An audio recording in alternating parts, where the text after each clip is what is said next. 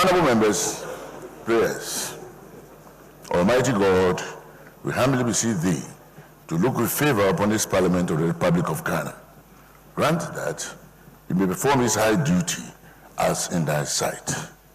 Give divine guidance to the President of the Republic, endow members of Parliament, and ministers of state with discernment and vision, integrity and courage, that through the labors of government, this land and people may be well and truly served, and thy good purposes for the common human life be realized in our midst.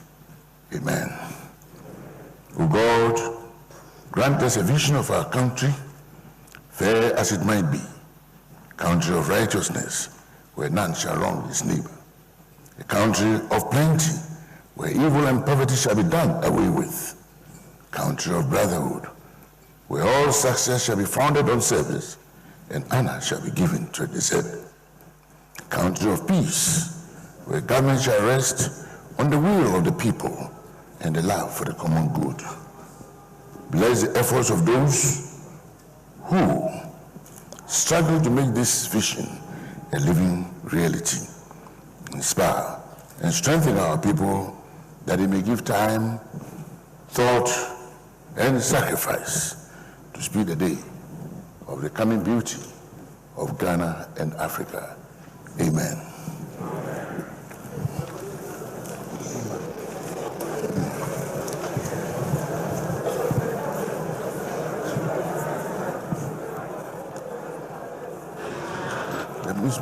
Mismo friend, hello here and again.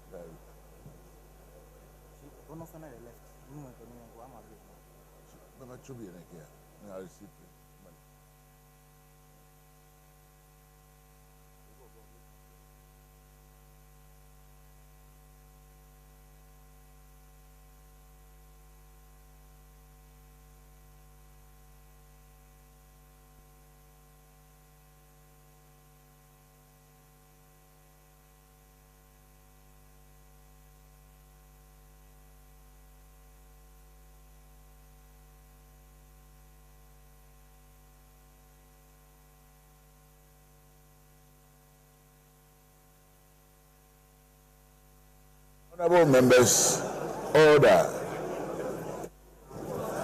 Votes and proceedings. Wednesday, 19th February. Page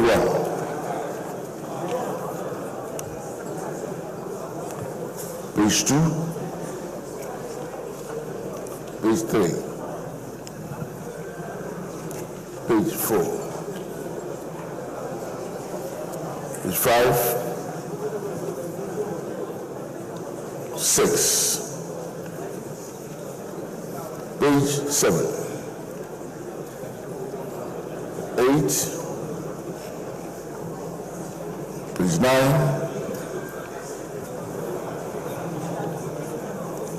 Honorable Okudito Ablakwa. I'm most grateful, Right Honourable Speaker. Right Honourable Speaker, item numbered 8. My constituency is North Tong, not South Tong. The question numbered 663. My constituency is captured wrongly. And item numbered 5, Mr. Speaker, my colleague, Honorable Kwame Abuja, was drawing attention to the fact that he was absent with permission, and not that he was present. That has been captured wrongly, and I hope that it will be corrected accordingly. I thank you, Mr. Speaker. Thank you very much. Order.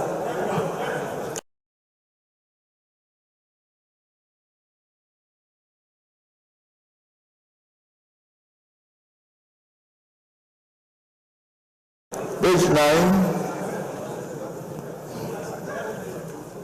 Yes. Honorable Mubarak. Thank you, Mr. Speaker. Mr. Speaker, on page 9, the recording of my name. There has to be some consistencies.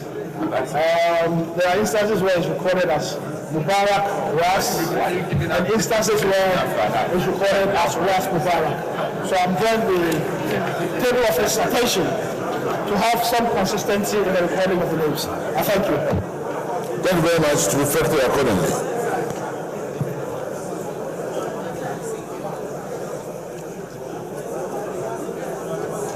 Chairman of the Finance Committee.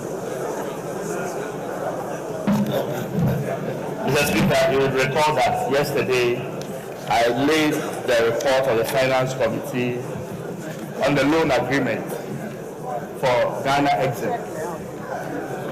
Mr. Speaker, it's not captured here on the other paper, and there was some confusion yesterday whether the paper had been laid or not, and so I think the proper thing has to be there. It was laid, but it's not captured here on the other paper. Thank you very much. Yes, Honorable Minority Leader. Mr. Speaker, with your indulgence, the chairman of the Finance Committee is right. And as you may recall, he even wanted to arrest the standing orders relative to motion 10 and 11 to get the motion for the approval of that 100 million approved. But leadership persuaded him to allow us to proceed to the narcotics. So he's very right that he laid the report. But Mr. Speaker, whilst I'm at paragraph 10, page 9, the Honourable Member for Klote, the Honourable Dr. Zenata Agman-Rollins, and table office to note, her statement was not just on the plight of persons living with leprosy. She said an unsung hero, Father Campbell, she noted in her statement, was worth recognizing nationally. Thank you. Thank you very much. Page Leader. Honorable Majority Leader. The Speaker, the votes and proceedings will capture the caption of a statement or the subject matter. That is what is captured. So the content is not really what is captured in the votes and proceedings. I would want the Minority Leader to take note of that. The Hands Act Department should set the record straight. Yes, Honorable. Thank you, Mr. Speaker. Mr. Speaker, permit me to take you back to page 7 of the votes and proceedings, which records at number 30 my name has been absent yesterday. But yesterday, Mr. Speaker, I was present in the job, and I've been marked absent. So I want Mr. Speaker, I want the direct directions from you for the correction to be effected. Any other view thereon? Otherwise, the Hands Act to ascertain the true position and record accordingly. 9. Page 10. Page 11. Honorable members, the votes and proceedings of Wednesday, 19th February, as corrected, are hereby admitted as true record of the proceedings.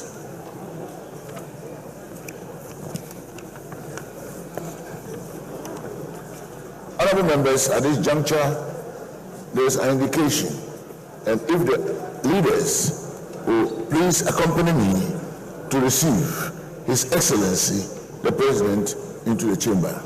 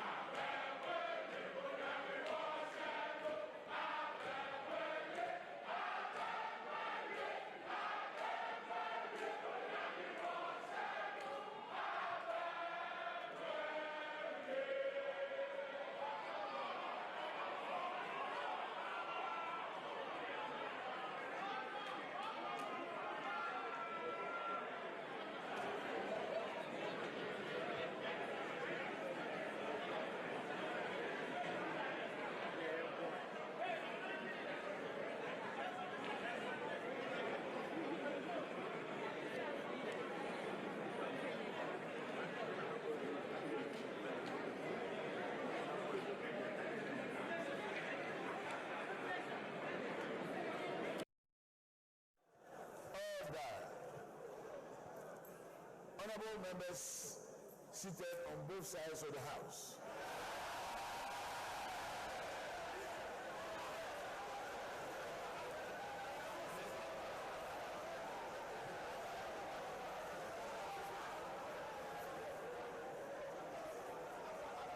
I'm delighted to see my left and my right fully occupied.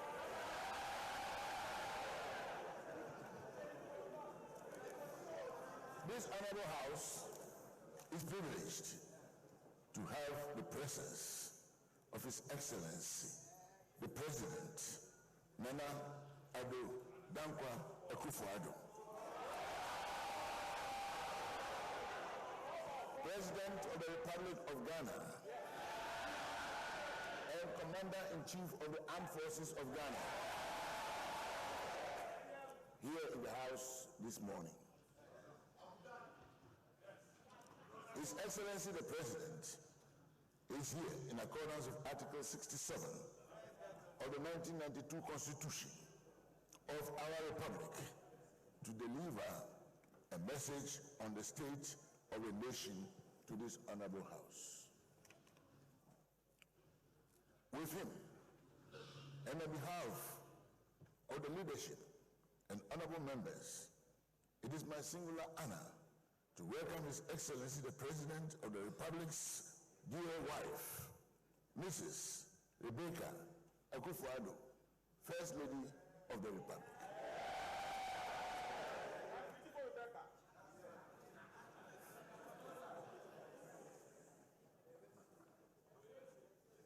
It's a great privilege also to welcome His Excellency, Vice President of the Republic, Alhaji Dr.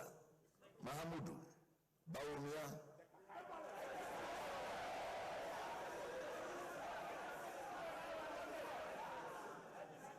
whom we are always well delighted to see in this honorable House. That I was sharing with him this morning that we would love to have him deliver an economic address to us anytime. As indeed is his constitutional privilege to do, as an ex-official member of the House. We welcome His Lordship, Justice. Before them, the wife of the Vice President, Mrs. Samira Bawumia.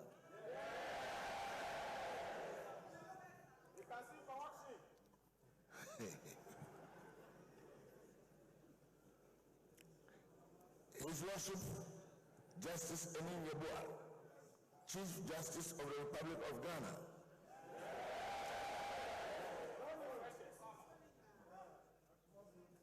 Who is making his maiden attendance here this morning. And other justices of the Supreme Court and Superior Courts of Judicature. Madam Phyllis Ofori, spouse of His Lordship, the Chief Justice. Our other eminent honored guests include the former President of the Republic, His Excellency, Flight Lieutenant Jerry John Rawlings.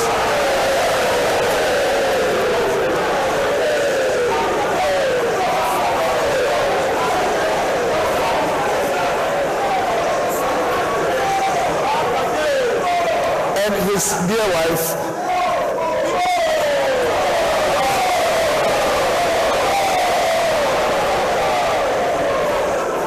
Mrs. Nana Koredu Ajiman Rawlings.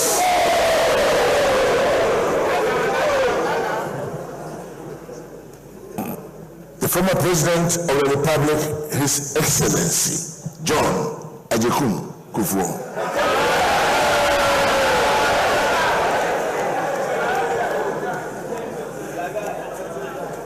Madam Ernestina Nadu Mills, wife of the former President, Professor John Evans Atta Mills.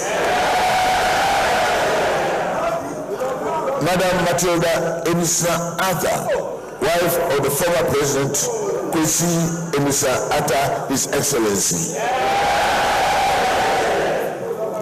Nana Otuo Sebo II, Omahene of Dwabin, Chairman of the Council of States, and members of the Council of States.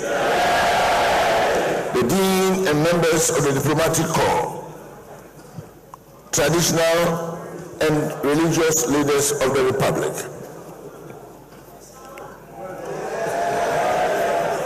Leaders of various political parties. Honorable Frederick Bray, Chairman of the MPP. Honorable Sam Ufusu Ampofu, Chairman of the NDC. Mr. Bernard Mona, Chairman of the PREZ. Mr. John Boadu, General Secretary of the MPP. Honorable Johnson Esidu Ketia. Mr. Ivo Kwabena Green Street. Dr. Sakara Abu. Mr. Peter McMahon, former chairman of the NPP. Honorable Nyantechi of the NDC. Honorable Hatman Owusu Ajiman. Mr. Rex Owusu Ansa, former clerk. Mr. Emmanuel Eminedu, former clerk. Eminent citizens of our country.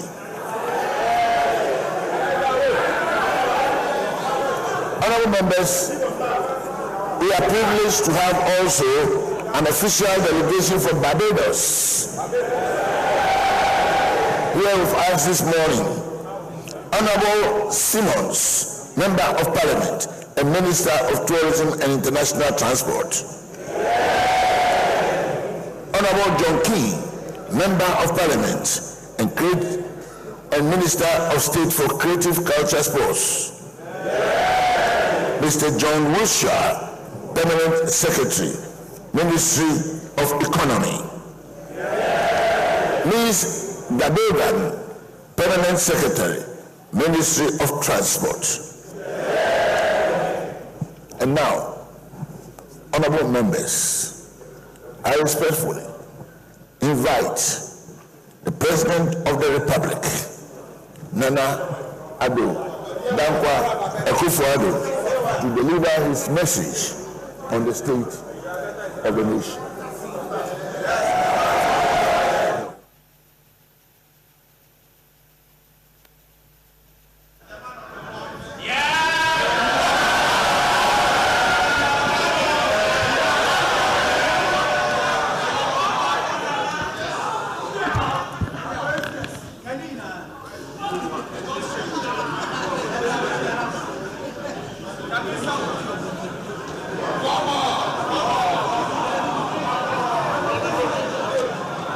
Proper to acknowledge the President of our very much loved Chief of Staff, Honorable Nana Frima Osei Opare.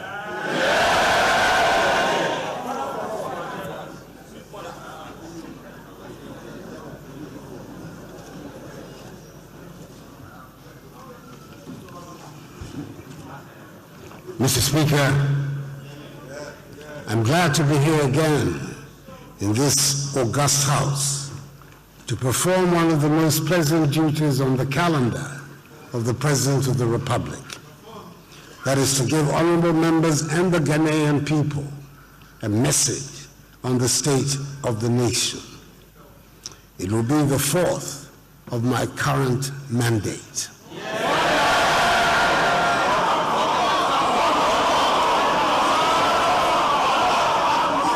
Mr. Speaker, it appears that the way is being prepared for the renewal of my mandate. In accordance with protocol and convention, it is good to see that First Lady Rebecca AKUFO, Vice President Mahamadou Bawumia, the Second Lady Samira Bawumia, new Chief Justice Emin Yabwa, and Justices of the Supreme Court, Chairperson Nana Utu Sribo II and members of the Council of State, Chief of Defense Staff, Lieutenant General O.B. Akwa, the new Inspector General of Police, Mr. James Opombuenu, and service chiefs are all present. The Speaker of the House is also duly honored by the welcome attendance of the former Presidents of the Republic, Their Excellencies Jerry John Rawlings and John Ajekum Kufuor, and former First Lady Her Excellency Nana Konedu Ajiman Rawlings, and the Dean and members of the Diplomatic Corps. The Speaker of the House is aware that since my last appearance, we have a new Chief Justice in the person of Justice Enin Yeboah, who has succeeded Justice Sophia Abenaboafo AKUFO. His appointment has been met with broad acceptance within the legal profession and the general population, testimony to his reputation for integrity and excellence in the conduct of his judicial duties.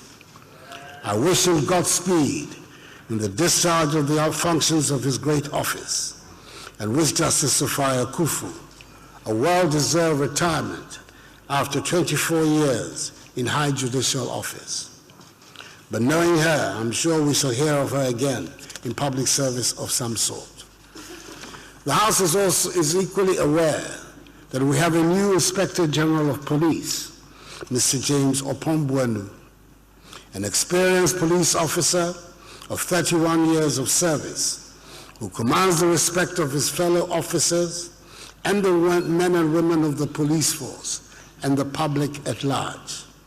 I'm confident that, as he's already demonstrating, he will be in the front line of an impartial, politically colorblind administration and enforcement of the laws of the country, especially in this sensitive election year. I wish him a successful tenure of office and wish his predecessor, Mr. David Asante Apietu, well in his retirement. Mr. Speaker, some events in life leave an afterglow. Members will have to excuse me, I have a bad cold. Long after they have ended. I believe we can confidently say that the designation of 2019 as a year of return and the events that emanated from that decision have certainly left an afterglow that Ghana can and must cherish. Ghana became the center of attention in the African diaspora, and indeed much of the world, as we led the way with events of remembrance to commemorate 400 years since the first captured African slaves arrived in the Americas in what became the beginning of the ignominious transatlantic slave trade. The event being commemorated left deep scars and remains a source of unimaginable grief for all peoples of African descent. But it provided a great opportunity for us to demonstrate our triumph over adversity. Throughout the year, and culminating in the glorious cacophony of celebrations, Ghana was the center of attention in much of the world. We played host to people from all over the world, young and old, men and women, black and white, joined in spectacular celebration, a joyous rediscovery of our common identity and humanity, exploring what we can do together through political, cultural, and economic engagement to make our future brighter and better, one our future descendants will be proud of. To speak, it is a matter of great pride to me that all Ghanaians embrace the year of return and help to project such a positive and endearing image of our country. My heartfelt thanks to all Ghanaians and to members of the House in particular for the enthusiastic welcome that was extended to our visitors and for making the year of return such a resounding success. But we are not yet done. We're building on the foundations of the year of return to a new level, the next stage of our re-engagement with the African diaspora with the theme, Beyond the Return. The government is seeking to build on the success, and we are putting measures in place to take us beyond the return. The Ministry of Tourism, under its eloquent leader, the Honorable Barbara Ting Jesse, Member of Parliament for Prestia Huni Valley, and the rejuvenated Ghana Tourism Authority, under its dynamic Chief Executive, Akwesi Agyeman, are heading the charge to make our country an attractive and irresistible destination, a place of pilgrimage, a nation that everyone with a hint of African blood must visit at least once in their lifetime. I should thank two people in particular who have embraced their Ghanaian heritage and have played a key role in our effort to build lasting bridges between Ghana and African Americans. Hollywood star Boris Kujo and international marketing icon Bozoma St. John. We're grateful to both of them for leveraging their star power to attract thousands to the land of their fathers and to drive a fresh narrative that says Ghana is a land of opportunity. Visit, invest, make it your home. We appreciate deeply their contribution and that of many others to the success of the entire project. Speaker, I can testify to the renewed enthusiasm around the world for our country. My trips to Germany, France, Austria, Japan, Russia, the Caribbean this past year have brought tangible dividends, and there are growing investments in Ghana from companies in those countries. The emphasis in our foreign relations remains with our immediate neighborhood, and that means ECOWAS and the African Union. And Ghana continues to play a leading role in making these organizations active and relevant to the changing needs of our region and continent. I cannot ignore the difficulties that currently exist in ECOWAS, especially with Nigeria, our age-old friend and largest member nation, closing its land borders for the past 5 months, and the instability and terrorist activity that is sadly blighting the lives of thousands in some parts of Nigeria and shedding innocent blood in the Sahel and in our neighbors to the north of our country. We're playing a positive role in the efforts being made within ECOWAS to bring this boundary impasse to an end, which will hopefully be sooner than later. The successful implementation of the Accra Initiative, involving the consistent collaboration and cooperation of intelligence and security heads from Ghana and her neighboring countries, namely Côte d'Ivoire, Burkina Faso, Togo, Benin, Mali, and Nigeria, continues to be our concrete contribution to the fight against terrorism in our region.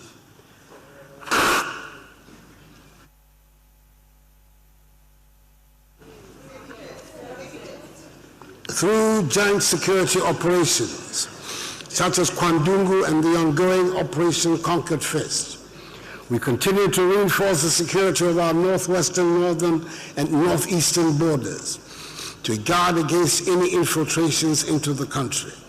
All of us have a vested interest in helping to maintain the peace, stability, and security of Ghana in the current troubling circumstances of our region.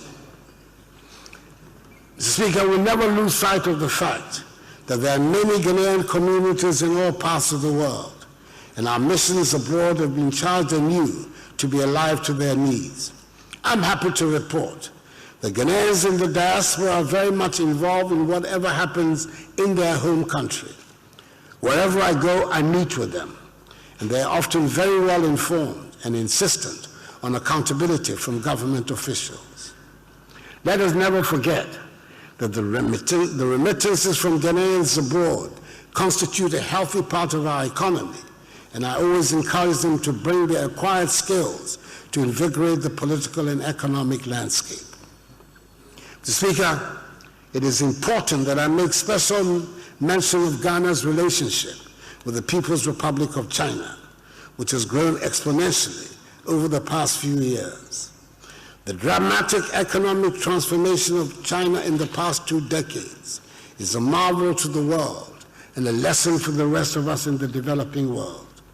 We've entered into various agreements with China, the lead one obviously being the Sino-Hydro Agreement, which seeks to deliver many infrastructural projects. Mr. Speaker, today, China is unfortunately battling an outbreak of the deadly COVID-19 virus. We sympathize with the people of China at this time of great trouble. I have written to President Xi Jinping to convey to the government and the people of China the solidarity and sympathy of the compassionate people of Ghana. We trust that with the tough decisions being implemented to curb the spread of the virus, this nightmare will be over, and soon they will recover from its devastating social and economic impact. There is a sizable Ghanaian community in China, and our government through our embassy has been working with the Chinese authorities to find the best way to deal with this situation. The Ghanaian community includes 4,760 students, out of which 300 students are studying in Hubei province and 200 in the city of Wuhan, the epicenter of the outbreak.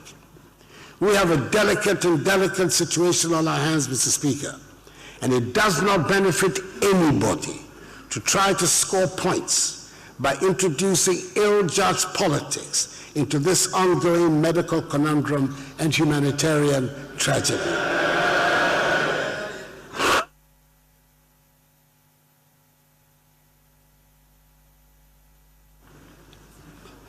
Most of these students are on Chinese government scholarships, and since the crisis started, the Chinese government has done its best to keep them supplied with food and other logistics. The Ghana government, through its mission, also supplies logistics, and the embassy has given, so far, 500 United States dollars to each student. However, we know that no amount of logistics will make up for the extreme stress and trauma that these young people are going through, and I treat members of this honorable House to set an example by helping to pour oil over troubled waters instead of instigating tension and spreading fear and panic among the young people. The government is in constant touch with experts on the subject, who advise that the basic principle of public health is to confine the disease to the area of its origin. But we have not ruled out the option of evacuating the students from Wuhan if that becomes necessary. We have put in place measures to ensure that their evacuation back into Ghana, if it happens, does not lead to the dissemination of fear and panic amongst the general population.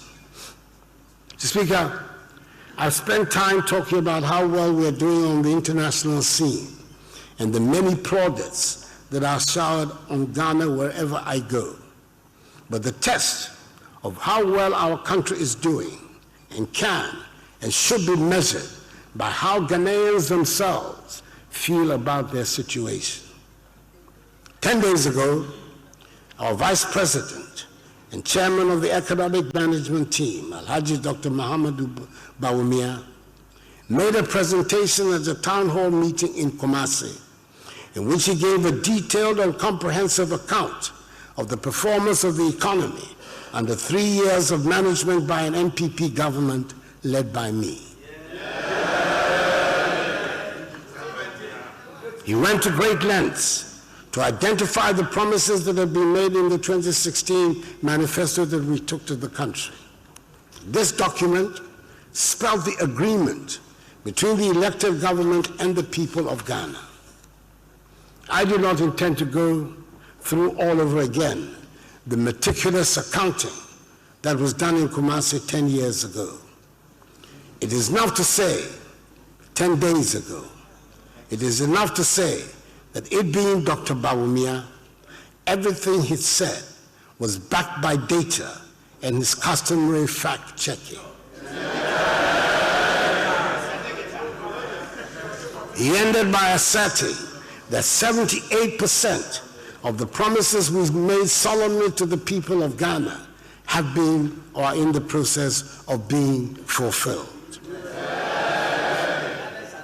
There has so far been no factual challenge to his compelling testimony. Mr. Speaker, in 3 years, we've reduced inflation to its lowest level, 7.8% in January 2020, since 1992. For the first time in over 40 years, we've had a fiscal deficit below 5% of GDP for 3 years in a row. For the first time in over 20 years, the balance of trade, that is the difference between our exports and imports, has been in surplus for 3 consecutive years.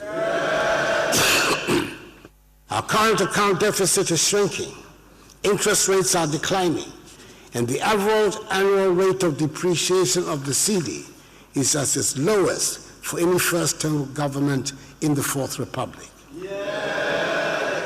Our economic growth has rebounded to place Ghana among the fastest growing economies in the world for 3 years in a row at an annual average of 7% GDP growth, up from 3.4% in 2016, the lowest in nearly 3 decades. The international investor community has recognized this development, resulting in Ghana today being the largest recipient of foreign direct investment in West Africa. The sovereign credit ratings agencies have upgraded our ratings and also improved the outlook for this year, notwithstanding the fact that it is an election year. This is a massive vote of confidence in the current management of the economy, as best illustrated by Ghana's successful issue of the longest dated Eurobond ever issued by a sub-Saharan African country, with investors placing $15 billion United States dollars of orders for Ghana's 41-year Eurobond.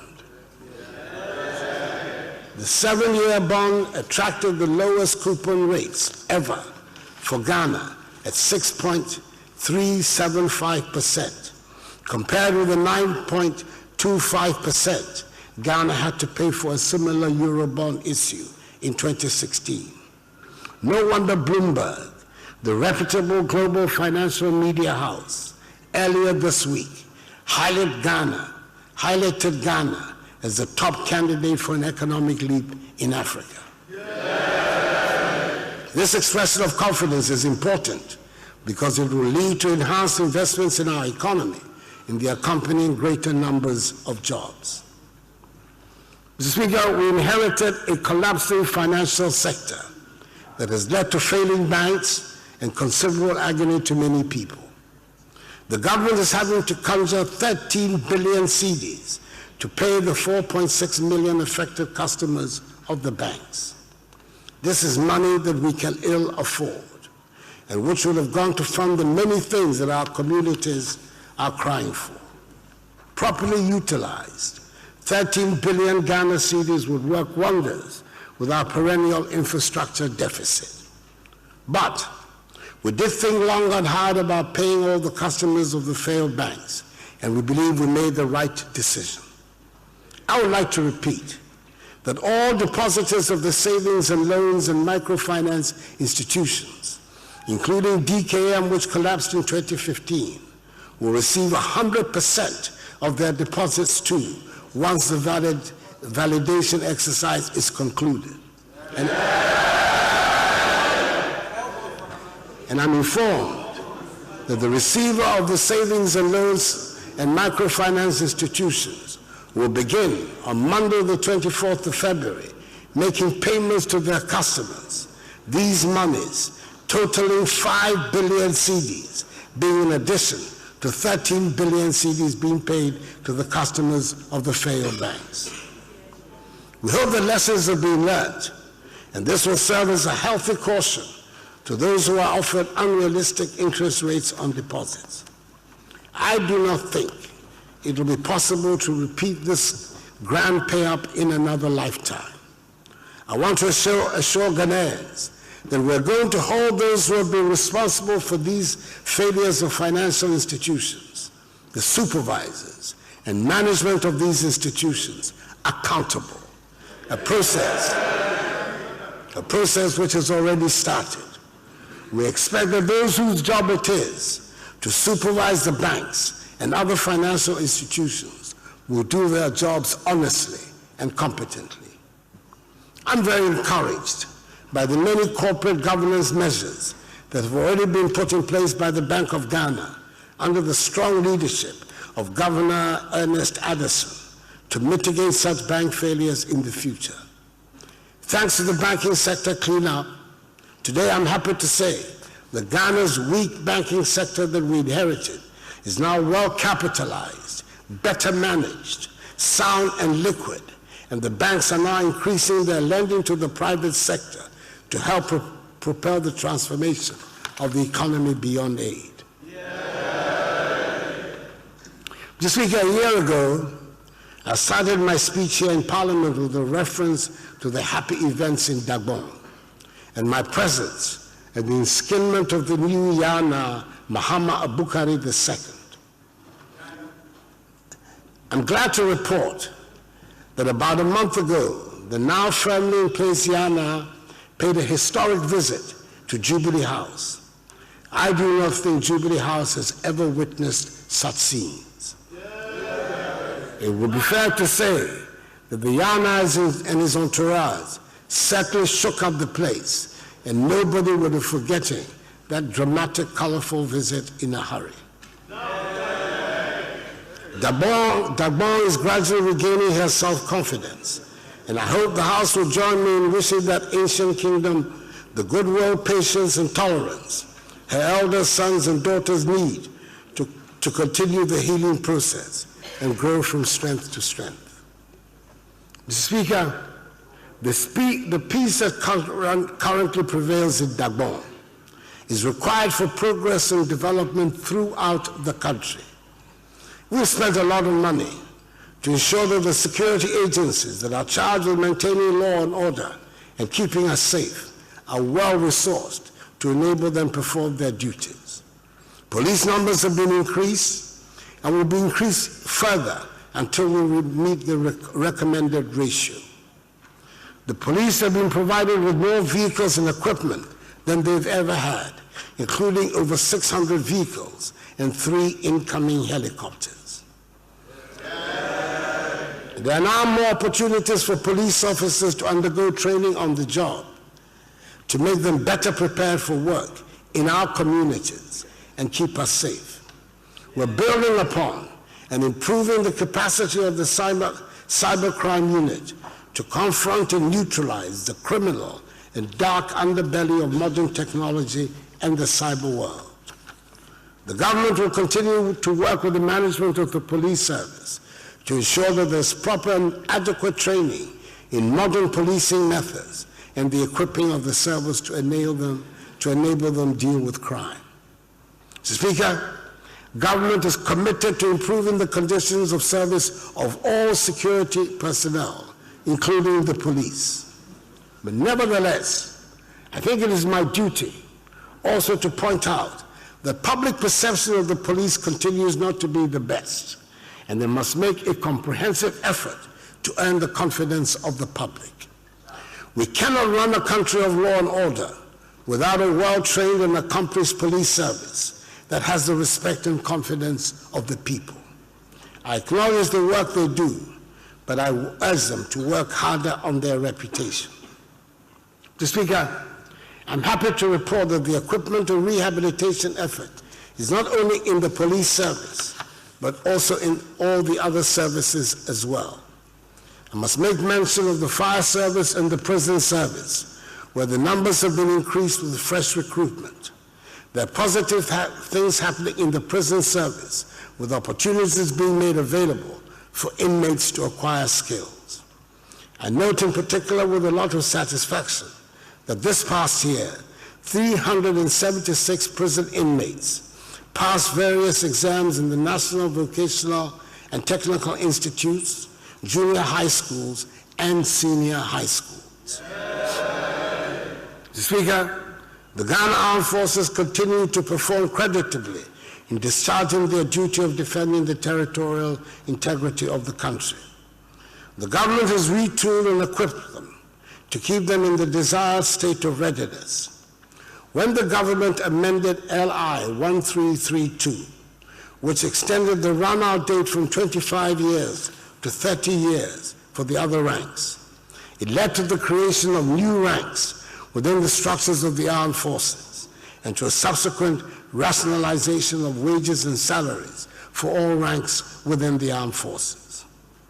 Government is tackling the long-standing housing problem that has faced our armed forces. Over 500 million cedis is being invested in housing projects of varying sizes for the men and women of the armed forces and in refurbishing the military academy and training schools in Teshi. Our soldiers have been active along the northern borders to protect our country and its people since the eruption of terrorist activities in Burkina Faso. They have also been working with the police since July 2017 in Operation Vanguard, which was set up to deal with the activities of illegal miners. Mr. Speaker, the mention of Operation Vanguard would seem to be at the appropriate time to deal with the subject of galamsey, the popular name that has been coined for illegal mining. When we came into office in January 2017, galamsey activities were rampant in many parts of our country. Our lands, forests, and river bodies were being systematically degraded and polluted without any care. And this had been the case for several years. And indeed, the previous NDC government had given up the fight against galamsey. We determined that this was an intolerable situation, and we owed it to generations yet unborn to tackle the problem and save our environment. I was very much aware that the lure of gold, once it takes hold, drives away all rationality. That is not a Ghanaian characteristic. It is a human characteristic that has been displayed all over the world throughout the ages. I was therefore not under any illusions about the size and scope of the problem we're taking on. But I was cheered by the support from a large part of the population that has also recognized the danger posed by the degradation of our lands and water bodies and the needless deaths of young people who are being buried alive in makeshift mining pits. I welcomed in particular the media coalition which was formed in July 2017 that lent its support to the fight against galamsey. As I have said on countless occasions, the battle we launched was not against mining. It would be unrealistic for anyone to suggest there should be no mining in Ghana. The Almighty, having blessed us with all these precious minerals, must surely be in agreement that we'd find ways to use them to develop our country and for the benefit of our communities. However, taking the minerals out should not lead to the destruction of our water bodies and forests or endanger the sustainable existence of our country. What is more, it was obvious to all that the small-scale mining that had always taken place in our communities had been transformed into something unrecognizable in our history by the introduction of the monster machinery that dug up riverbeds and turned serene streams into ugly, toxic, muddy, frothy ponds. It was no longer small-scale mining, and it was certainly no longer local community mining when we saw the influx of foreigners into the most rural, isolated, and densest of forests. It was no longer local community mining when rivers, hitherto considered as sacred, were being abused and polluted. We started with the banning of all small-scale mining, and after about a year of the campaign, we made some progress, as some rivers showed signs of coming back to life. The University of Mines and Technology at DANKWA took on the role of training local people in sustainable mining. And by the time the ban on small-scale mining was lifted last year, almost 4,000 had received the training. The Honorable House also did its part by amending the Mining Act to raise the penalties for illegal mining and prohibiting foreign nationals from participating in any way in small-scale mining. The nation is grateful for the intervention of Parliament. Mr. Speaker, the threat posed to the future of our country by Galamsey is grave, and we cannot shirk our responsibilities in dealing with it.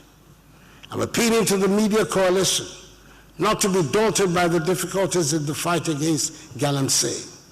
Government will not weaken its stance and welcomes the continuous support of the media coalition. The Interministerial Committee Against Illegal Mining has been working hard and has had some successes. Under the auspices of this committee, the Ministry of Local Government has formulated and is implementing the Alternative Livelihood Program in 35 severely affected Galamsey districts across the country. Last year, 500 youth, mainly engaged in illegal mining, were trained and graduated in vocational and technical skills from community development, vocational and technical institutions. They've been provided with startup tools and equipment. An additional 607 youth are currently undergoing similar training, 240 of whom are in the community development institutions, while 367 are attached to master craftsmen through apprenticeship at the community level. Operation Vanguard has been largely successful, even though problems still remain. Mining with impunity on water bodies and in forest reserves has declined. More than 4,000 miners have received training in sustainable mining. The number of individuals dying in collapsed mining tunnels and pits in the few unauthorized locations left has reduced by more than 90%. Operation Vanguard has been particularly effective in helping to restore the order which has permitted the reopening of the famous Obuasi mine of AngloGold Ashanti.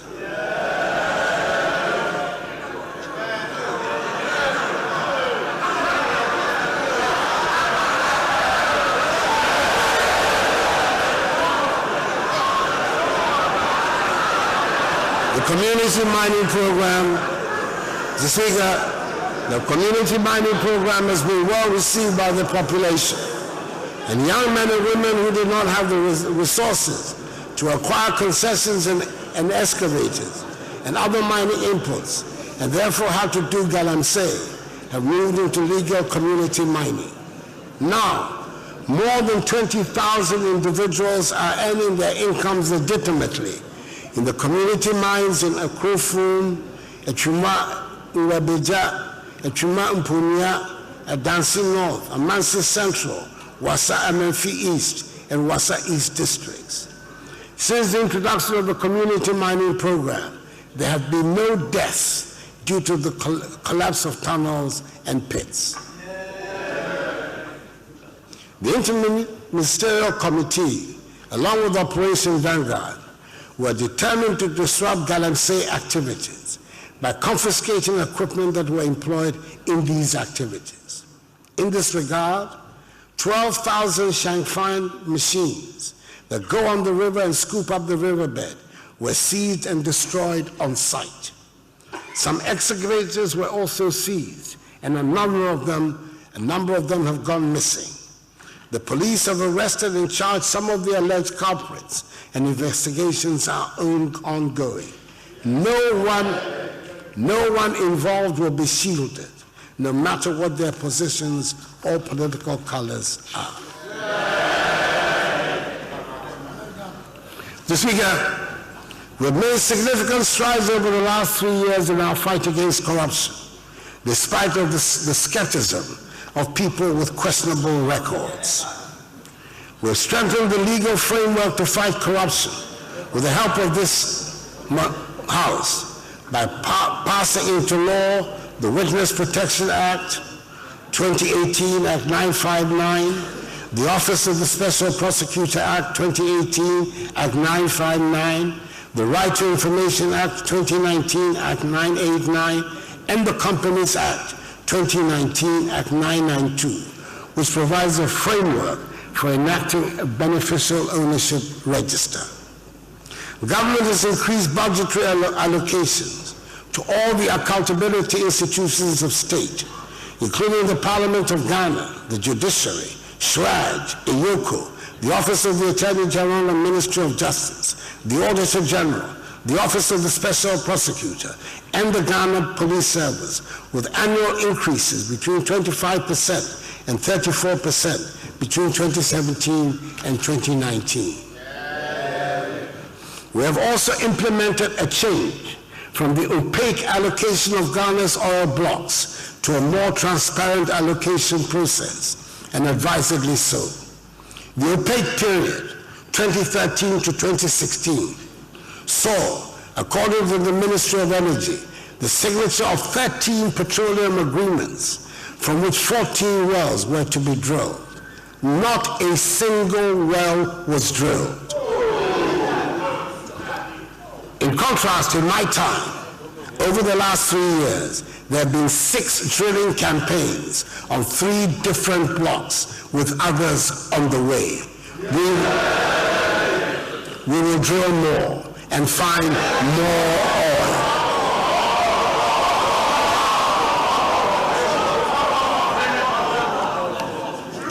Some 40 or more high-profile personalities are currently before the courts on various corruption charges, and most are in the pipeline.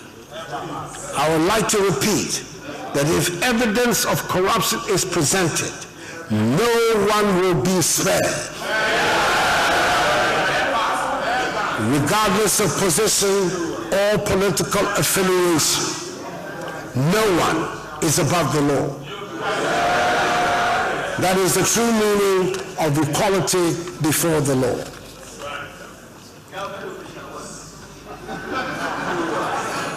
Mr. Speaker, as part of our strategy to modernize the economy, deliver government services efficiently, and curb corruption, Ghana has over the last 3 years embarked on a major program of digitization of the economy with significant success. At the end of last week, 9.2 million people have been registered on the national ID card, the Ghana card.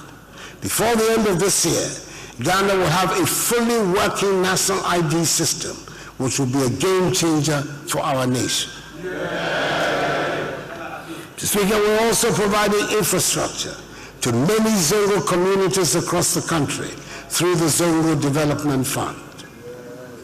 Mr. Speaker, we're seeing an improvement in the quality of our nation's sanitation, even though we still have a lot more to do. According to the Northern Regional Environmental Health Unit, in the 3 northern regions, that is Savannah, Northeast, and Northern, the number of open defecation-free communities has increased. ODF has increased from 5% as of June 2016 to some 58% as of July 2019.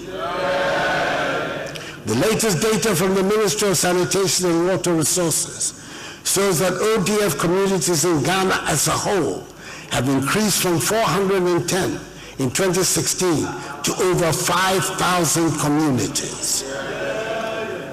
Now that is progress, and it did not just happen. It took hard work, commitment, and the provision of infrastructure.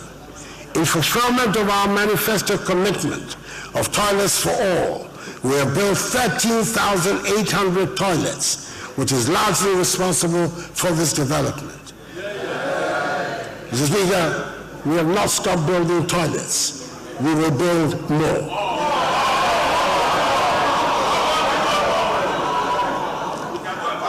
Mr. Speaker, another good example of deliberate, well-thought-out policy, executed through hard work and commitment, that is generating dividends, is what we've done about food and agriculture in the past 3 years. It bears repeating that agriculture was very much in the doldrums when we came into office, with a growth rate of 2.9%. We introduced the program for planting for food and jobs and set about to make agriculture an attractive profession. We invested resources, expertise, and time and the results have been impressive and rewarding. Growth rate in 2016 was 6.1%, and this increased to 6.4% last year. Increased production and high yields from foodstuffs like maize, rice, sorghum, groundnuts, soybean, cowpea, cassava, and plantain have led to a decrease in the wholesale prices in market centers in major food-producing areas.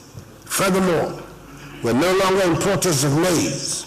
We're reducing our dependence on rice imports and are now, in effect, net exporters of foodstuffs.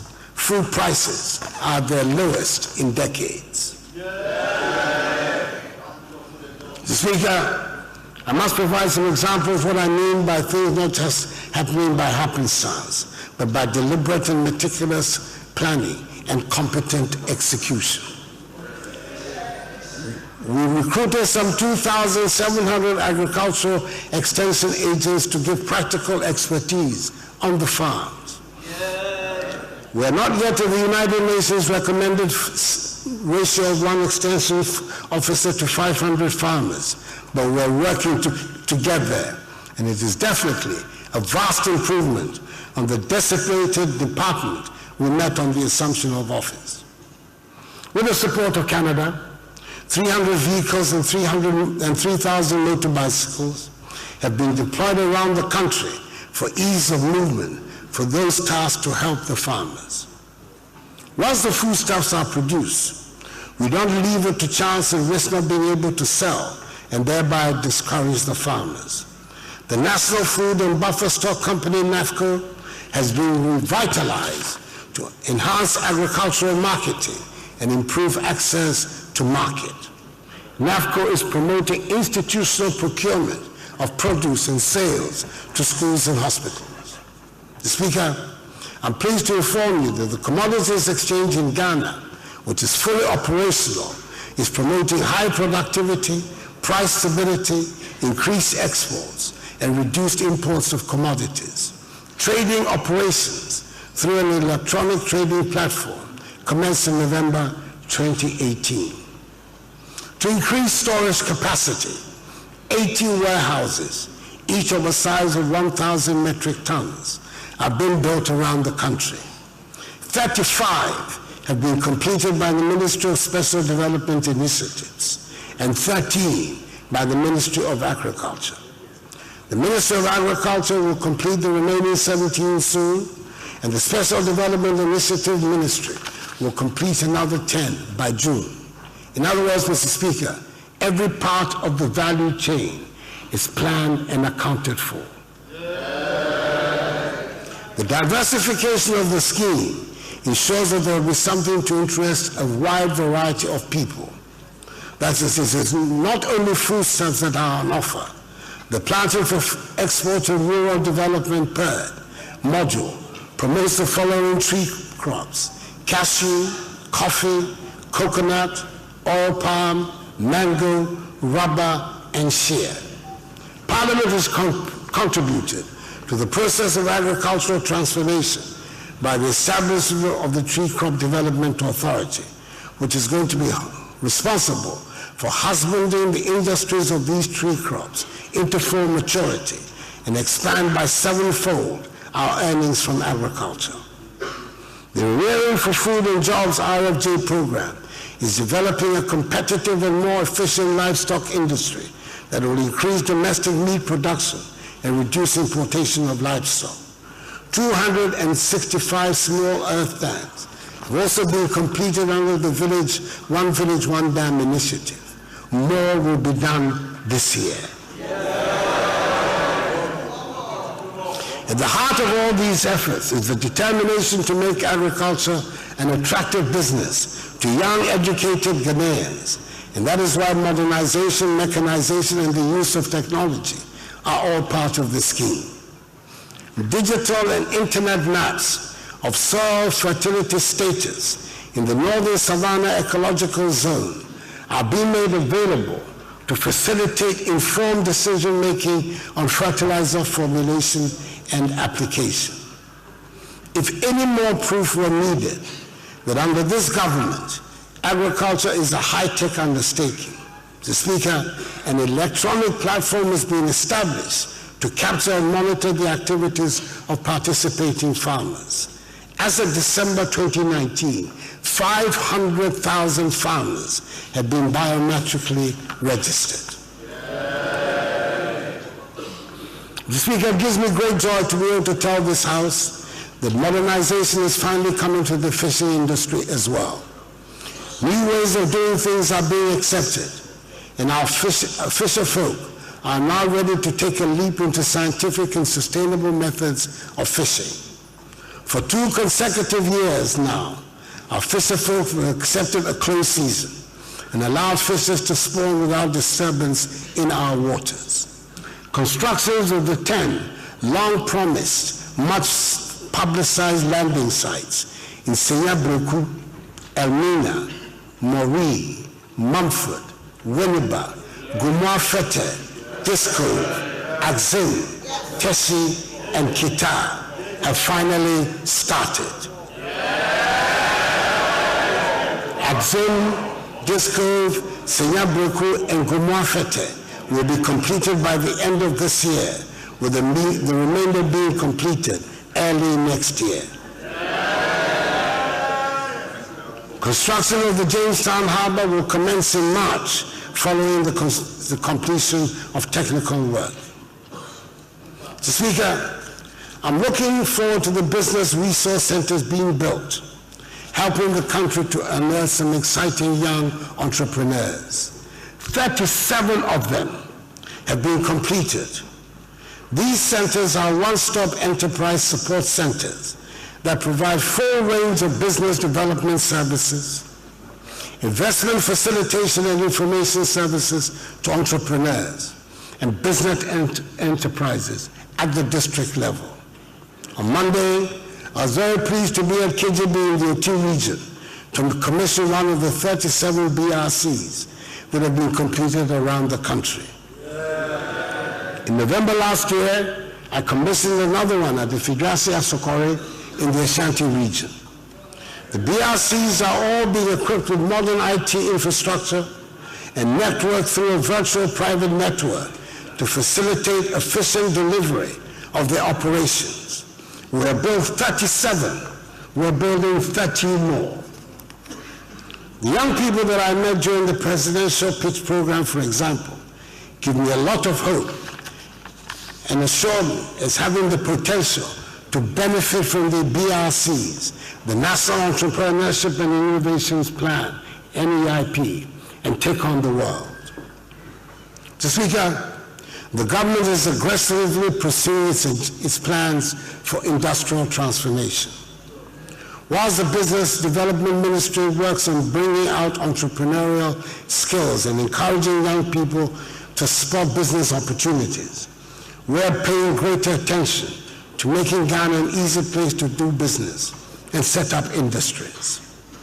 Having won the bid to host the headquarters of the African Continental Free Trade Area, AFCFTA in Accra, the government has provided a permanent office building to host the Secretariat, and with the appointment of the Secretary General in Addis Ababa 2 weeks ago at the recent AU Summit, the office will become operational by the end of next month. We extend our warm congratulations to the first Secretary General, Mr. Wamkele Meni, the young South African, and assure him that we'll give him our fullest cooperation to ensure he succeeds. Mr. Speaker, we launched the Ghana Automotive Development Policy in August last year, and it has so far attracted investment and commercial interest from some very big players, including Toyota, Volkswagen, Nissan, Renault, Hyundai, Sinotruk, and Suzuki. VW is building its plant in the North Industrial Area in Accra and is due to start production by the end of April. Sinotruk has begun assembling its trucks. Toyota is scheduled to start the assembly of vehicles in Tema in the last quarter of this year. We have high hopes for this new industry, which has come to join our own Kantanka. Speaker, we are determined at long last to exploit our large bauxite, manganese, and iron ore deposits, which will enable us to establish an integrated bauxite and aluminum industry and an iron and steel industry. The Ghana Integrated Bauxite and Aluminum Development Corporation and the Ghana Integrated Iron and Steel Corporation have been established by law as the vehicles for this exploitation. The process are underway for the selection this year of joint venture partners for the development of the full value chain of these two multi-billion-dollar industries, which will give a tremendous boost to Ghanaian industrialization. Mr. Speaker, all our best laid plans for industrialization will come to naught unless we have a reliable and reasonably priced energy source. It probably says something about the progress we have made, that in discussing the state of our nation, it takes a while even to get into our power supply matters. It gives me great pleasure to be able to say that we have overcome the Binsaw menace. But unfortunately, I cannot say that we have resolved all our energy problems. It is still work in progress. Further, the 5 years of energy crisis led to the signing of what can only be described as usurious contracts that have landed our country with a huge financial burden. The take-or-pay contracts resulted in the country being saddled with expensive excess power and are having to pay nearly $1 billion United States dollars in 2018 and 2019 for power we did not need. We're working to find a way out to ensure reliable power supply at a cost that makes us competitive in the region. In the meantime, the industrialization flagship project, One District, One Factory, is progressing and beginning to show dividends. A total of 181 projects PREZ spread across 112 districts are currently at various stages of implementation under the program. 58 companies already in operation, 26 projects currently under construction, 58 AFDB small-scale projects ready for soil cutting in the early part of this year, and 26 pipeline projects are ready to commence implementation by the first quarter of this year.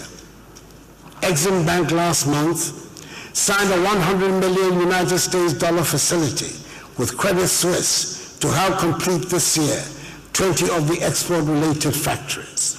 It is envisaged that the ID1D1F initiative will generate a total of 228,886 direct and indirect jobs. Even though the latest Ghana Living Standard Survey has recorded a drop in unemployment from 11.9% in 2015 to 7.3% in 2019. We still need to do more to create more jobs with urgency. Struggling existing businesses are also being revived and expanded under the 1D1F scheme. There's nothing contrary to the philosophy that underpins 1D1F if an already existing enterprise is helped to expand and employ more people. So, Speaker, all our plans, all our hopes, all our expectations for a brighter tomorrow will only come to fruition if we can guarantee an educated and skilled workforce. A look at the national budget gives a clear indication of where our priority lies, and it is with education. The pre-tertiary education bill, currently before Parliament, defines the priorities. Basic education is being redefined to include senior high school, and this covers vocational, agricultural, and technical schools. The emphasis is aggressively to promote science, technology, and engineering and mathematics, STEM education, across all levels of the education system. I'm aware that some of the teacher unions have concerns over the proposed legislation. I would like to add my voice to that of Parliament in encouraging the unions to deepen their engagement with the Ministry of Education in order to find a consensus that will enable the bill to go forward in peace. Mr. Speaker, it was a manifesto commitment to leverage technology to popularize the teaching and learning of mathematics. It was with an eye to the future that we decided to demystify mathematics and make Ghana a mathematics-friendly country. We need more engineering and technically minded people to be able to transform the economy. I'm glad to report that Ghana's teachers are supportive of the many changes that are being introduced to make these hopes a reality. Yes, the first cohort of free senior high school students are now getting ready to take their West African Senior Secondary Certificate examination waxing, and we look forward to them doing well. Despite the continuing hostility of a few about the merits of the free senior high school policy, I'm glad to note that it is being widely accepted by the overwhelming majority of Ghanaians. Yes, we still have some difficulties with infrastructure deficits, which are being vigorously addressed with the construction of 962 facilities, dormitories, dining halls, assembly halls, and classroom blocks, together with the provision of normal desks and beds. But the argument about the importance of ensuring that all Ghana's children get a secondary education is irresistible. In the best of worlds, the conversation should move on to the fastest way to provide laboratories and workshops to make all Ghana's children ICT competent. The conversation should move on to how quickly we can transform our children into technically minded and mathematics-loving students. The government is trying to move the conversation to technical, vocational, and educational training TVET, becoming the instinctive choice for children at school. We're moving the conversation to ensuring that even when an institution is designated as a technical institution, it delivers technical courses. And just in case I need to remind anyone, TVET has always been part of free SHS.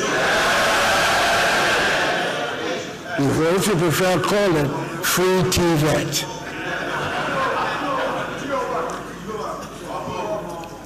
I'm well aware that we need a happy and contented group of teachers to ensure that the teaching and learning environment is happy and safe for our children.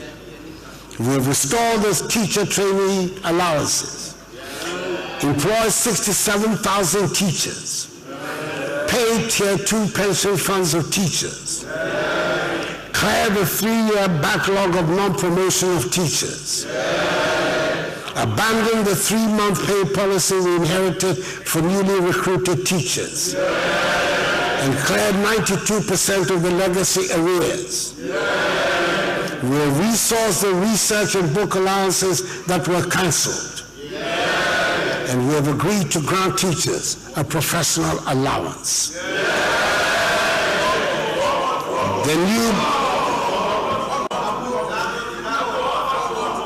The new promotion policy for teachers, announced some 2 weeks ago, has been well received by teachers. The government is determined to restore dignity to the teaching profession. We want the teachers to accept that they hold our destinies in their hands. I'm happy to know, Mr. Speaker, the sporting activities are finding their way back into the regular school curriculum. I'm told the inter-school sporting activities are once again attaining the keen competitive edge that those of us of a certain age remember. Speaker, 10 youth and sports centers of excellence are being constructed across 10 regions of the country at Wa, Doma, DANKWA, Onofin, Ho, Koforidua, Ninehi, Yendi, Navrongo, Axim, and Kanisi.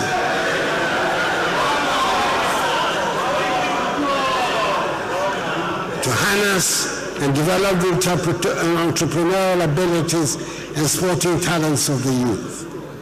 All 10 will be completed this year, and the 6 newly created regions will also be provided with the same facilities from this year. Each center will have a counseling center for entrepreneurship development, a conference center, an ICT center, a restaurant, hostel facility and offices, a FIFA standard football pitch, an 8-lane athletic track, tennis courts, multi-purpose courts for basketball, handball, tennis, volleyball and other sporting disciplines, and a gymnasium. We're making sure there'll be room for the future Alice Anums, Micah Hayes, and Baba Yaras to develop their skills. We want to make sure that when our children turn on the televisions to watch sporting programs, they will be able to find on the track and field and tracks Ghanaians competing at the highest levels. It was with considerable reluctance, Mr. Speaker, the government had to intervene in the administration of football when we decided to dissolve the old GFA because of the bribery and corruption that engulfed its operation. Government worked with FIFA, established the Mobilization Committee, and helped bring a new GFA into being. I'm happy to know that football, the passion of the nation, has returned to full normalcy following the election of the new president of the Ghana Football Association, Mr. Kurt Okoraku, and I congratulate him on his election. The Ghana Premier League has started, and let us all help bring back the love.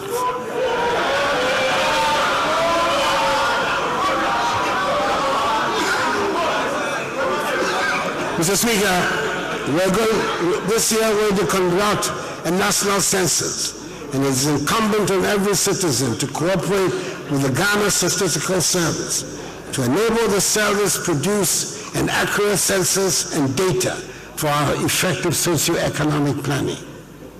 Mr. Speaker, we never lose sight of the fact that there are always some people who might not be able to run life's race at the same frenetic pace as the majority of people. It is the responsibility of government always to provide the safety net that will ensure that the poor and vulnerable are not excluded from the development agenda. We will continue to improve and expand that the poor and vulnerable are not excluded from the development agenda. We'll continue to improve and expand social protection intervention to cover those who need them. It is critical that the social protection interventions are targeted at those who genuinely need them and those who would also use them to help lift themselves out of poverty.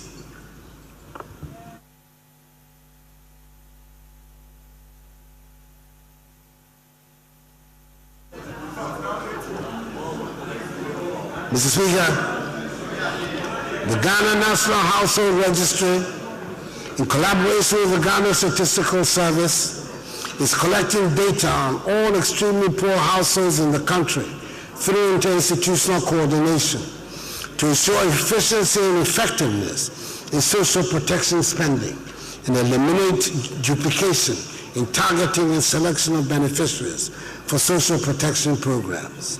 Mr. Speaker, let me give an example of the type of help.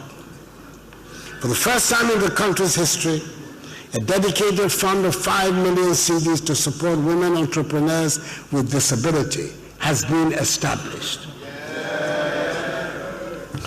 The fund, known as Presidential Empowerment for Women Entrepreneurs with Disability, is to provide financial support to 1,000 women entrepreneurs with disability in 2 years, either to establish or scale up their businesses. So far, 850 women entrepreneurs with disability across the country have benefited from the fund, which is 50% grant and 50% loan without interest. The support has enabled the women to expand their businesses and to create 180 direct jobs and many more indirect jobs. The Presidential Empowerment for Women Entrepreneurs with Disability does not only help deliver a manifesto commitment, it is also in fulfillment of SDG Goals 5, 8, and 10, which aim to ensure economic inclusion of women and to harness their talents and capabilities for national development. Speaker, we began the process of amending the Disability Act, Act 715, to comply with the United Nations Convention on the Rights of Persons with Disabilities. And hopefully, this House will pass it before the end of the year. As part of the disability inclusive policy of government, all metropolitan, municipal, and district assemblies have representations of persons with disabilities to enable them partake in local level governance. Mr. Speaker, the general health of the people is an important ingredient in making rapid development. 65,000 new healthcare personnel from 2017 to date have been recruited. The National Health Insurance Scheme is operating more adequately and is enjoying the confidence of the increasing numbers of its users, with the number of active members up from 10.6 million in 2016 to 12.3 million at the end of 2019. I remember last year, I urged Ghanaians to renew their NHIS membership by dialing *929# on any mobile phone network. I'm glad it has had an impact, as 5 million people renewed their NHIS membership through the Mobile Renewal Services platform in 2019.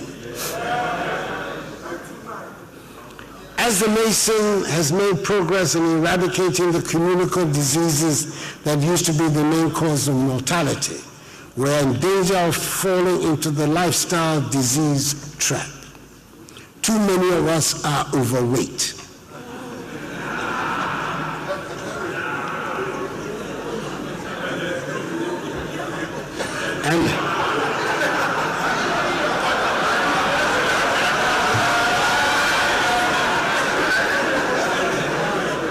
And obesity is an increasing problem, even among young people.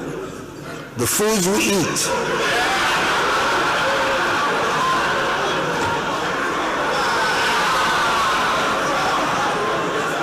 Speaker, the foods we eat, the mode of cooking, and the lack of exercise are all now having a great impression on our health. It is time we all learn to take responsibility for our individual health and accept that our health is very much determined by our lifestyle. Speaker, one big problem we have is how we move people and goods from place to place. I'm glad to report that we're making significant and very viable progress in the railway sector. We can now take for granted, and as part of the normal transportation routes, the rehabilitation of some of the old narrow gauge lines that have been pressed back into service. The Tema to Accra line has been operational for 2 years, and the Accra to Nsawam line will soon be. The Takrady to Takwa line was inaugurated a few weeks ago and is proving to be very popular and being enthusiastically patronized. Mr. Speaker, there are other suburban lines that we will soon be brought into our everyday lives. Those are exciting, of course, but the big one remains the Tema to Ouagadougou, or to put it less dramatically, the Accra to Paga line. What started as the Tema to Paga railway line has become the Ghana to Burkina Faso interconnectivity project. Approximately 800 kilometers of this rail line will be in Ghana and 200 kilometers in Burkina Faso. Speaker, Ghana Cabinet has approved the final route for this line. The approximately 100-kilometer Tema to Akwamu in Pakadai line is the first section of the Tema to Ouagadougou rail line. At the environments of Dwapong, a branch line from Tema to Pakadai will continue through Hohoi, Nkwanta, Dambai, Yembi, Tamale, Waliwali, Nalerigu, Sheni, Bogatanga, and then to Paga as the remaining 700 kilometers of the Tema to Ouagadougou Railway.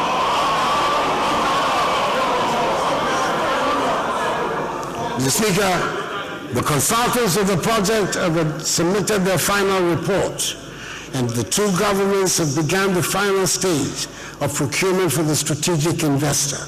I'm confident that this year the strategic investor will be chosen. The preparation for construction has already commenced with the choice of the final route, and the acquisition of land, the right-of-way, will start immediately. The contractors have assured the government that the Tema to Pakadine line, which includes a 300-meter road bridge over the Volta region, will be completed in August. Those who travel along the Accra to Akosombo route will testify that this is a reality, as we can all see the work being done. I hope myself to travel on that line in August. Thank you. We can safely say that the rail line journey to Paga has begun. What is going on to develop the rail network in other parts of the country? There will be activity on the Eastern Line this year, and construction will commence on the Kumasi to Unihi via Edwardine Rail Line. In addition to the intercity and regional railway lines, government is committed to developing suburban rail lines and inner-city light rail to ease the oppressive traffic situation within our cities. What is popularly referred to as the Western Line is receiving attention. The Kojokrom to Manso section, approximately 22-kilometer section of the line with a 350-meter viaduct, is being developed. To speed up the development of the line, the contractor has been out to develop a new standard gauge line with the port of Takoradi to convert the Takoradi to Kojokrom narrow gauge into a standard gauge line, and also to continue the development of the new standard gauge line from Manso to Hulu Valley. The Kumasi section of the Western Line will also receive attention this year, since government has decided to develop the Western Line from Takoradi towards Kumasi and from Kumasi towards Takoradi. Mr. Speaker, I'm happy to announce that the development of the Kumasi to Edwardine section of the Western Line will commence this year. Mr. Speaker, just in case there's someone here who might have missed it, I'd like to announce and inform the House that this year, the year of our Lord 2020, has been declared the year of roads.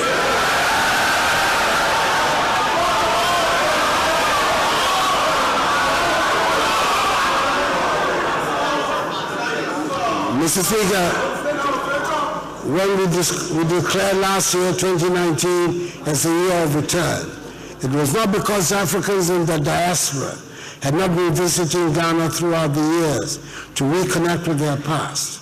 We wanted to make a special year of it.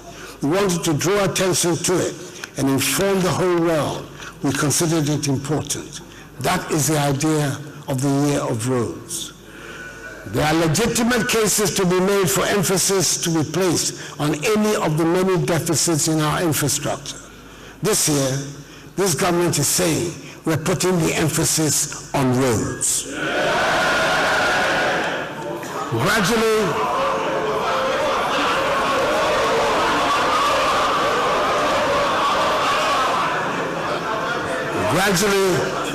the backlog of debts owed to contractors is being cleared, and many of them are able to go back to their jobs to finish them. A list of some critical roads has been drawn up, and work has started on them. Some of the names of the roads on this list have featured repeatedly in various speeches before this House in the past 30 years. Some of them have been featured on lists of roads that have been claimed to have been built, but that have been turned out to have been artists' impressions. Some of the roads on the list have indeed been said to have been built by so-called reputable contractors, but they have not survived 2 rainy seasons. Mr. Speaker, I speak for all of us in this House when I say the most frequent and the most passionate complaints we get from our constituency are about roads. I therefore expect that everyone will take an interest in the work that are being done and going to be done. Let us all take an interest and ensure that we get value for money.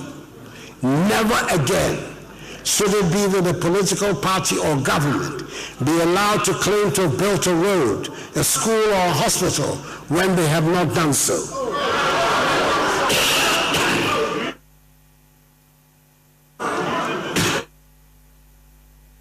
No longer should it be permissible the project supervisors and consultants sign off on buildings and roads for contractors to be paid for shoddy work or work not done. We live in these communities where these fake projects are said to have been undertaken, and we should make it each our business to ensure the work that the work is what it claims to be, and contractors get paid for work they have indeed done. The ministry has published the list of critical roles that the government is undertaking to do, and I shall not be reciting them here. I'm sure we have all our favorite amongst the list. However, I would like to mention a few. The upgrading of the Atebibu Kwame Danso Kujukrom Road. And this will be in honor of our former Chief Justice, Justice AKUFO, who once gave me a hair-raising account of a trip she took on that road. The second choice I make is the Hohoi Jasikandebe Pepeso stretch. We shall all be greatly relieved when it is finally done. There are others such as Benchima in Kwanta Jefua, Bogatanga Boko, Kumasi and Greater Accra inner city roads. And this is the first time that 4 flyovers and interchanges are being constructed at the same time in our history. Speaker, I'm sure that like the year of return, which after success has now been declared by some as the decade of return, we'll be declaring a decade of roads until we get a road network that meets the needs of a modern industrialized Ghana. Speaker, one of the major beneficiaries of the year of return was the creative arts industry. Our commitment to the development of Ghana's creative arts industry is absolute. I inaugurated in December last year the National Film Authority, whose function it is to supervise an economically self-sustaining and culturally conscious film industry in the country. The Creative Arts Industry Bill has been presented to Cabinet for consideration, and once passed by Parliament, the Act will establish the Creative Arts Fund and an agency to promote the industry. Government has also reaffirmed its commitment to the growth of the industry by commencing the construction of the very first senior high school in Ghana dedicated solely to the development of the creative arts industry. I cut the sword for this construction in Kumasi again in December last year. We are determined to do more.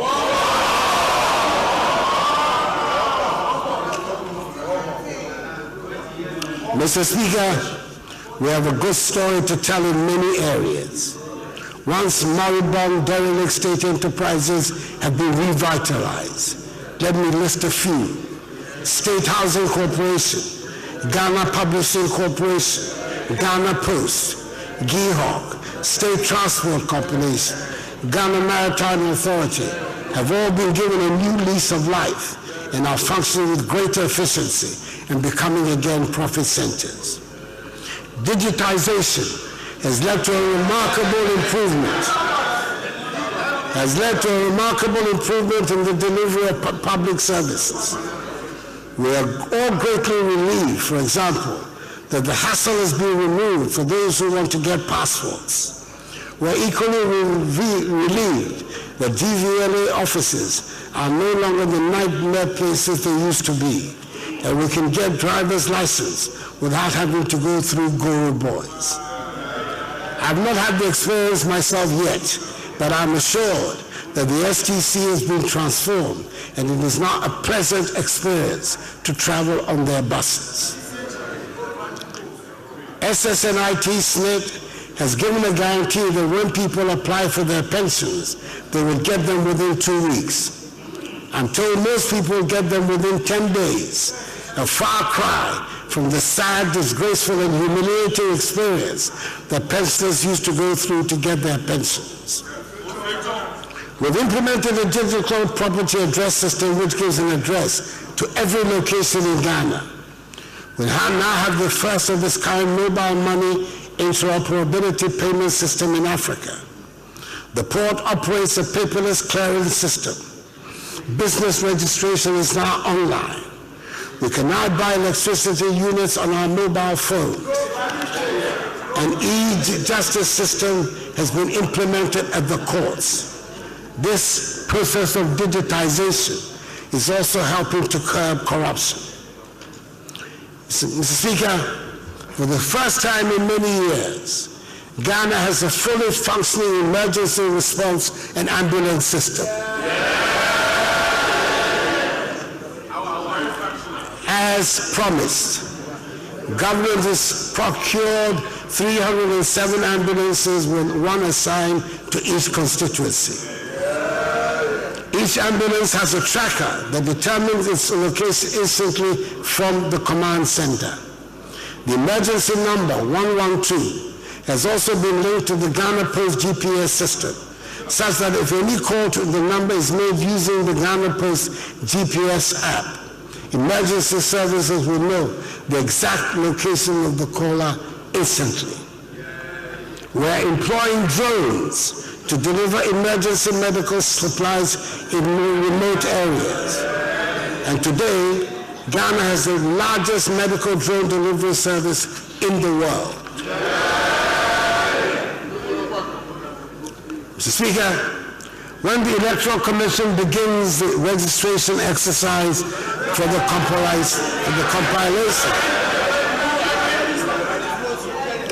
compilation of a new voters register in the course of the year, I appeal to all Ghanaians to register. It is our civic responsibility to do so. Ghana, Mr. Speaker, as she has done periodically since 1992, is going to conduct on 7th December a general election so that our people can choose the president and persons they want to manage the affairs of the nation on their behalf. This will be the 8th general election of our history in the 4th Republic. Government, together with all stakeholders, is determined to ensure that it is peaceful and orderly so that our people can make their choice in freedom and serenity and exercise their civic duty of helping to elect a government of their choice on 7th December. We should all commit ourselves to uphold the reputation of our nation as a beacon of democracy, and we expect the media to help lead the way in that regard. Mr. Speaker, despite the achievements of this government, some of which I have outlined, I hasten to add that we still have some way to go to reach the Ghana we want. 3 years ago when I first stood before you, I said, and I quote, I was not elected by the overwhelming majority of the Ghanaian people to complain. I was elected to get things done. I was elected to fix what is broken. And my government and I are determined to do just that. Unquote. Mr. Speaker, we have done just that. We have fixed the broken economy. We have delivered free senior high school education. We have brought the National Health Insurance System scheme back to life. We have revamped our agriculture. We have sanitized the banking sector. Our industrial transformation is on. We are digitizing the economy. And Ghana continues to be at peace. We have done much more than we inherited. We are creating conditions for young people to have hope again. And we are determined to do more. Things are working in Ghana. And Ghana is surely changing. Mr. Speaker, the message of the State of the Nation is that our nation is in good health and in good, competent hands. May God bless us all in our homeland, Ghana, and make her great and strong. I thank you for your attention.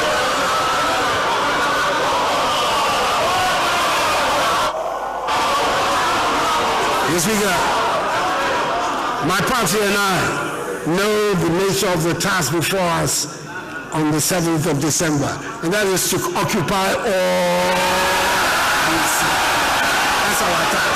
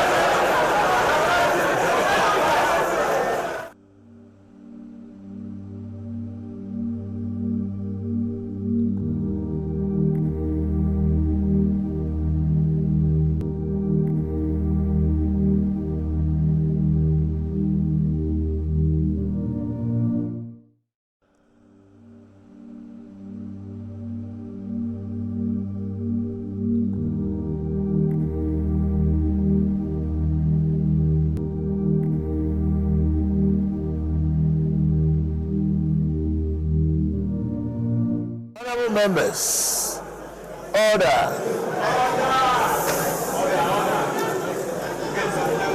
On behalf of the entire House, I wish to congratulate His Excellency, the President,